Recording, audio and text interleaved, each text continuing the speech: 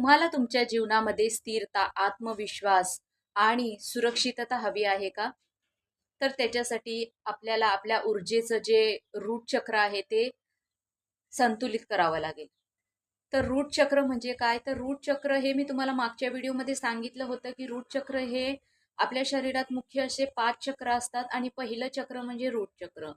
तर हे रूट चक्र आपल्या मणक्याच्या तळाशी असतं आणि जर रूट चक्राचा कलर हा लाल असतो आणि जर हे रूट चक्र ब्लॉक असेल, तर आपल्याला असुरक्षितता, भीती वाटणे, म्हणजे आपल्याला कुठला कॉन्फिडन्स राहत नाही, कुठलं कार्य करायला आपल्याला भीती वाटते, अस्थिरता वाटते. हे सगळे प्रॉब्लेम आपल्याला फेस करावे लागतात.